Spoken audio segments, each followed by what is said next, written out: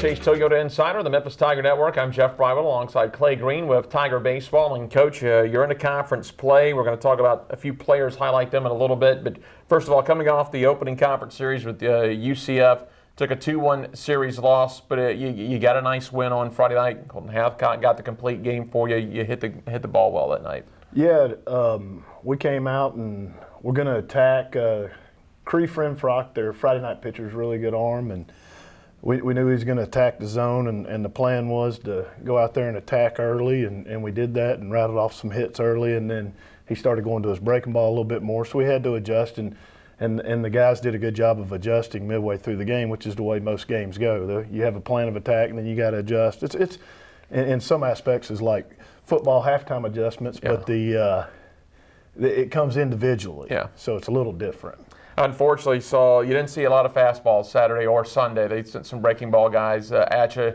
Not a high number of strikeouts, but kept you off balance. Yeah, those guys give us fits, and told Coach Rock after the game it was a lot like our staff last year that gave so many people fits.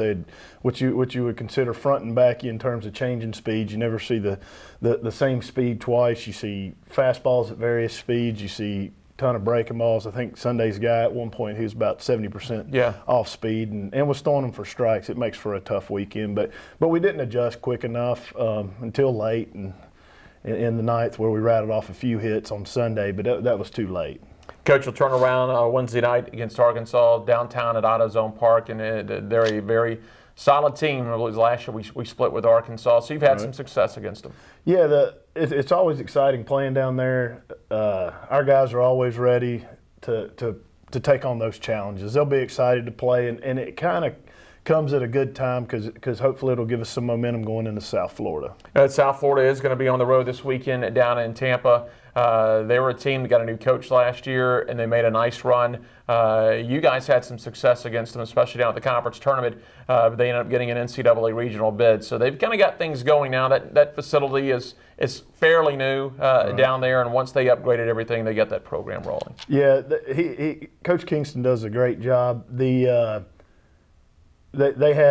inherited a really good pitching staff. They're young like we are, so it'll be a good test. We're both dealing with youth and the experience factor, so this will be a good shot for us to go down there. If we play well, I think we'll have some success. Coach, let's talk a little bit about the lineup of the offense, you being the hitting coach at Memphis. You came into the season, first of all, let's talk about a couple of positions. You were going to platoon first base and catcher until someone settled in. You're still trying to figure out who's going to be your regular catcher. You've got kind of a 3-man rotation, but you look up at first base, and Jacob Elliott really has kind of taken the reins there. Yeah, he's been phenomenal.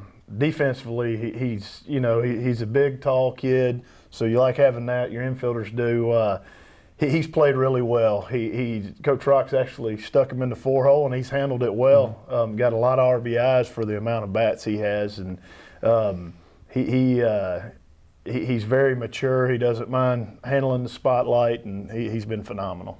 It's another player that's on the right side of the field for you, out in right field. He's played some center in his career at Memphis. I don't know if we've ever stuck him in left, but at right field this year, Jake Elliott, and he's proven when he's been healthy. His freshman year, he was healthy. He did end the season, I think, on an injury, but it played enough games. He got all freshmen. Right. 2 years ago, our first year in the American Conference, was all conference. He's healthy again this season and having a tremendous year. Yeah, Jake Little is he's our 3-hole hitter, senior.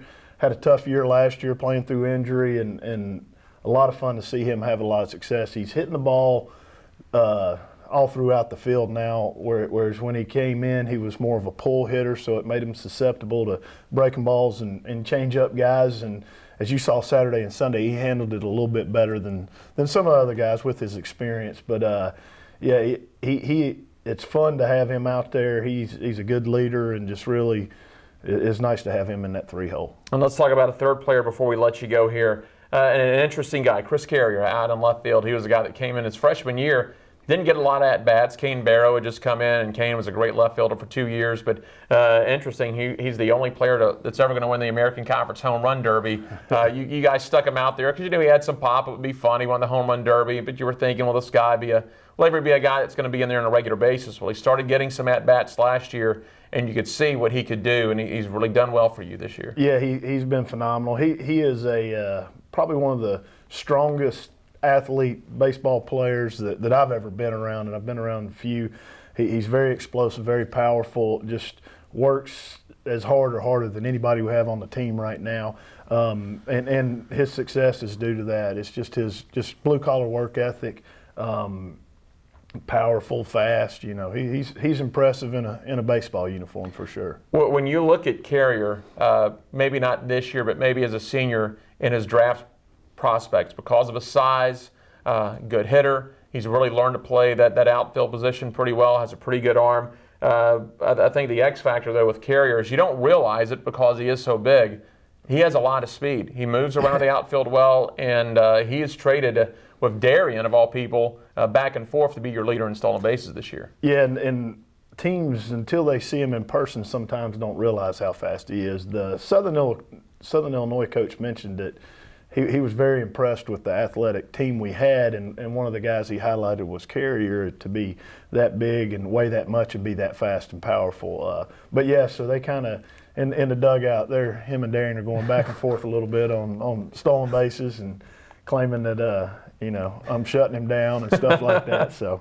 It's always still kind of funny when I see him square to bunt sometime. I'm like, what is he doing? And I'm like, oh, he's fast. He can bunt. He can bunt, and he catches that third baseman playing back, and he'll drop one down. But he's all in. He's a team guy, and he's doing whatever he can to help the team, whether it's, if we need a home run, he's trying to do that. If we need a bunt base hit, leadoff man on, he'll do that. Sounds good. Coach, as always, we appreciate it. Appreciate it, Jeff. As our hitting coach, Clay Green with Tiger Baseball, I'm Jeff Brywell with the Wolfchase Toyota Insider on the Memphis Tiger Network.